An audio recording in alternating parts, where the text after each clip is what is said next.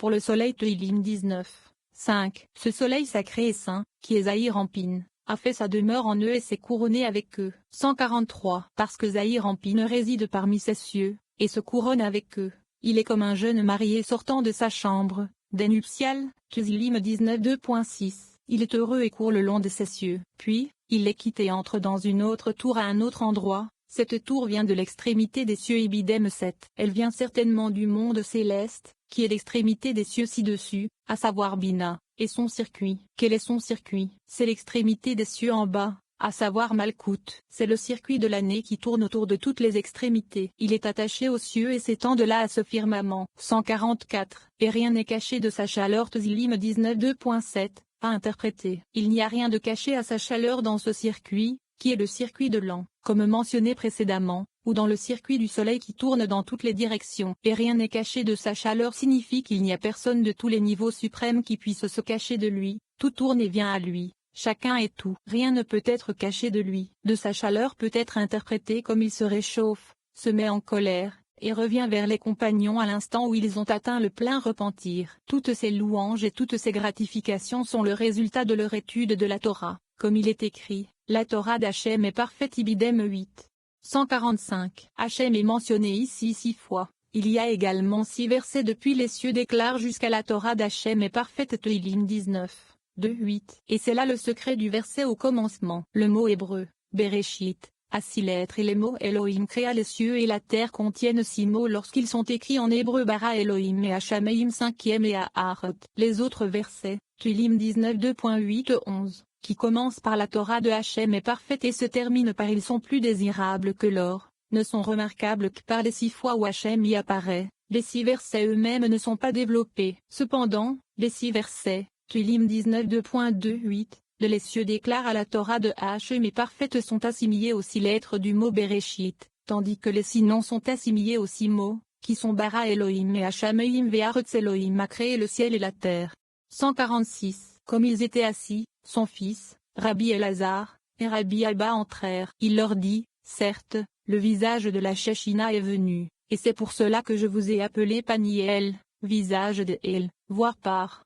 119. Vous avez vu le visage de la Shechina face à face. Maintenant, parce que tu as reçu la connaissance qui t'a été révélée concernant l'écriture sur Bnei Yahuben et Oyada, il s'agit certainement d'une question qui appartient à Atika Kadisha, la sainte ancienne, qui est le secret de Keter et l'écriture qui suit, qui dit, et il tua un Égyptien Idivré Ayamim 11h23. Et celui qui est le plus caché, qui est Atika Kadisha, le saint ancien, a dit ceci. 147. Ce verset, et il tua un Égyptien Idivré Ayamim 11h23, est expliqué dans un autre endroit, à un autre niveau, de cette façon. Il ouvre la discussion en disant, et il tua un Égyptien, un homme de belle stature, haut de 5 coudées Idivré Ayamim 11h23, et tous se rapportent au même secret. Cet Égyptien est celui qui est connu et est décrit par le verset très grand dans le pays d'Égypte aux yeux des serviteurs Shemo 11 2.3. Car il est grand et honoré. C'est ainsi que le vieil homme le décrit, par 99. 148. Cette écriture a été étudiée à l'Académie céleste. Un homme de bonne stature Idivré Ayamim 11h23. Tout est un, car un homme de bonne taille et un homme de bonne stature sont tous deux identiques, car ils représentent la mesure et les limites, dimensions, du Shabbat. Comme il est écrit, tu mesureras depuis l'extérieur de la ville Bemidbar 35 2.5. Il est également écrit, tu ne commettras pas d'injustice en matière de jugement, de longueur, de poids ou de mesure. Veikra 19h35. Il s'agit donc d'un homme de bonne stature, et mida, qui peut aussi être traduit par mesure, dimension, ou attribut, qui s'étend d'un bout à l'autre du monde. Et il en était de même pour Adam, le premier homme. Et si tu dis, mais il est écrit, 5 coudées, Idivré Ayamim 11h23, rappelez-vous que ces 5 coudées s'étendaient d'un bout à l'autre du monde. 149. Et dans la main de l'Égyptien se trouvait une lance, comme une poutre de tisserand Idivré Ayamim 11h23. Il s'agit, comme le disent les Écritures, d'une poutre de tisserand, en référence à la baguette divine, la baguette d'Hachem, qui était dans sa main et sur laquelle le nom divin ineffable a été gravé par Betzalel et son académie par le rayonnement des combinaisons de lettres. C'est ce qu'on appelle le tissage, comme il est écrit, il les a remplis de la sagesse du cœur, de l'artisan et du brodeur. et du tisserand Chemot 35 2.35. Et le nom gravé brillait de l'intérieur de cette tige dans toutes les directions grâce à l'illumination des sages qui avaient gravé le nom ineffable de 42 façons. Le reste du passage à partir d'ici est similaire à ce que lui, le vieil homme, aussi, sage, a déjà expliqué. Quel bonheur pour lui. 150. Asseyez-vous, mes chers, asseyez-vous et renouvelons les préparatifs de l'épouse pour cette nuit. Car celui qui la rejoindra, cette nuit, sera protégé en haut et en bas pour toute l'année à venir et terminera son année en paix. C'est ce que décrit le verset. L'ange d'Hachem entoure ceux qui le craignent, et il les délivre. Goûtez et voyez qu'Hachem est bon. Teilim 34 2.8-9. 151. Rabbi Shimon a ouvert la discussion en disant, au commencement, Elohim créa Bereshit bara Elohim, Bereshit. Ce verset doit être examiné attentivement, car quiconque prétend qu'il existe une autre divinité sera rayé de la surface du monde. Comme il est déjà écrit, tu leur diras ainsi, les divinités qui n'ont pas fait les cieux et la terre, elles disparaîtront de la terre et de ses cieux. Yirmeya 10h11, car il n'y a pas d'autre créateur que le Saint, béni soit-il, lui-même.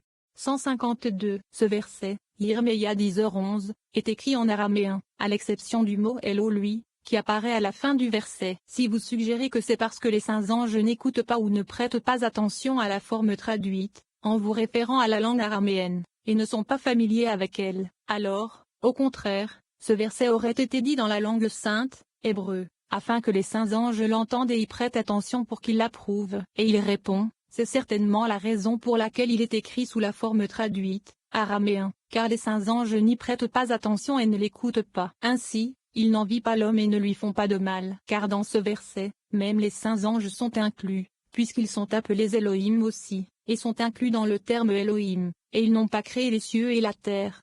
15. Les cieux et la terre. Le Zohar évoque les forces et les êtres des ténèbres qui vivent dans les mondes inférieurs et qui se déplacent souvent parmi nous. Une grande partie de la turbulence et de l'agitation de la vie provient de ces entités. Le Zohar nous donne le pouvoir de bannir non seulement les ténèbres, mais aussi les forces négatives qui les engendrent. 153. Il dit, le verset se lit, et Arka, alors qu'il aurait fallu lire, et Ara. Et il explique, parce qu'Arka est l'un des 7 territoires en bas. Et dans cet endroit, les descendants de Caïn vivent, parce qu'après avoir été banni de la surface de la terre, il est descendu là-bas et a engendré des enfants. Et là, il devint confus et perdit toute connaissance. Et c'est une terre double qui se compose de ténèbres et de lumière. 154. Et il y a là 2 commissaires dirigeants, l'un qui gouverne sur les ténèbres et l'autre sur la lumière. Et ils sont hostiles l'un envers l'autre. Quand Caïn est descendu là-bas, ils se sont rejoints et ont fait la paix. Et tous ont réalisé qu'ils étaient les descendants de Caïn. C'est pourquoi ils ont 2 têtes, comme 2 serpents. Sauf quand le commissaire qui règne sur la lumière règne sur le sien, c'est-à-dire sur la lumière, et sur l'autre, nommé le commissaire de l'obscurité. En conséquence, ceux qui appartiennent aux ténèbres sont devenus inclus dans ceux de la lumière. Ainsi, ils sont devenus comme un seul. 155. Ces 2 commissaires sont appelés Afrira et Kestimon, et leurs images sont comme celles des saints anges à 6 ailes. L'un a l'image d'un bœuf, et l'autre l'image d'un aigle. Et ce n'est que lorsqu'ils s'unissent qu'ils prennent l'image de l'homme. 156. Quand ils sont enveloppés de ténèbres,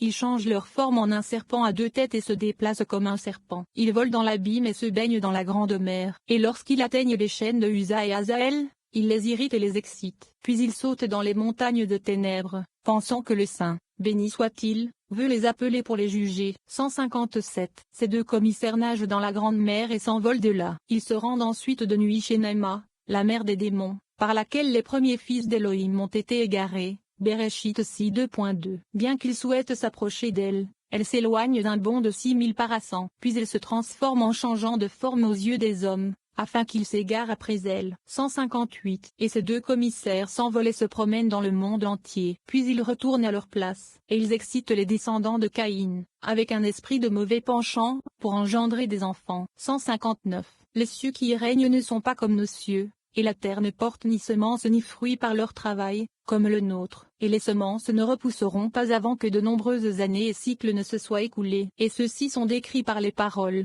les divinités qui n'ont pas fait les cieux et la terre, celles-là périront de la terre. Yirmeya 10h11, en se référant à la terre supérieure, qui est appelée Tevel, afin qu'elle ne puisse pas y régner et y errer, ni causer la souillure des êtres humains par des émissions nocturnes. C'est pourquoi ils disparaîtront de la terre et de ces cieux qui ont été créés par le nom Eloah, voire par 14, comme nous l'avons déjà appris. 160. Ainsi, Ce verset est écrit sous la forme traduite, araméenne, afin de ne pas laisser les saints anges penser qu'il est dit d'eux, afin qu'ils ne nous soient pas hostiles. Par conséquent, le secret du mot Elohim, ceci, et comme nous l'avons déjà dit, c'est un mot sacré, un nom sacré, qui ne doit pas être traduit en araméen. 16. Parmi tous les sages des nations, il n'y en a aucun comme toi. Les puissants pouvoirs spirituels du Créateur sont souvent confiés aux justes. Ainsi, Élie le prophète et Élisée ont reçu le pouvoir de ressusciter les morts. Élie a reçu le pouvoir d'arrêter et de faire démarrer la pluie à volonté. Josué était capable d'arrêter le soleil. Le secret révélé par le Zohar a trait à la volonté du Créateur et à son intention de nous donner à nous-mêmes le pouvoir de faire des miracles. Les kabbalistes nous enseignent que Dieu ne fait pas de miracles.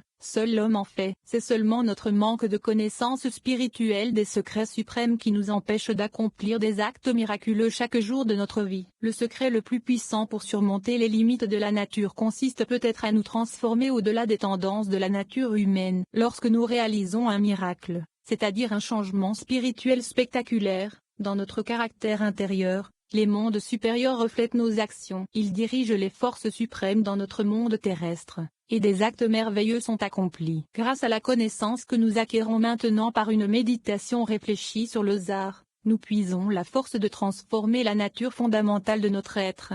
161. Rabbi Elazar lui dit, il y a un verset qui dit, qui ne te craindrait pas, ô roi des nations, car c'est à toi qu'il convient de s'adresser. Yirmeya dit 2.7. Quelle sorte d'éloge est cela? Lui, Rabbi Shimon, répond, Elazar mon fils, ce verset a été dit dans de nombreux endroits. Et certes, il n'en est rien, son sens n'est pas une simple explication, car il est écrit, car parmi tous les sages des nations, et dans tout leur royaume, il n'y en a aucun comme toi Ibidem. Et ceci est écrit comme une excuse pour les pécheurs, pour ceux qui pensent que le saint, béni soit-il, n'est pas conscient de leurs doutes et de leurs pensées. Et à cause de cela, leur folie doit être annoncée au grand jour. Car un jour, un philosophe d'une nation lointaine s'est approché de moi, et m'a dit, vous prétendez que votre divinité gouverne toute la hauteur des cieux, et toutes les armées et légions célestes ne peuvent s'approcher de lui, et ne connaissent pas sa place. Mais ici, ce verset n'ajoute pas grand-chose à son honneur. Comme il est écrit, parmi tous les sages des nations,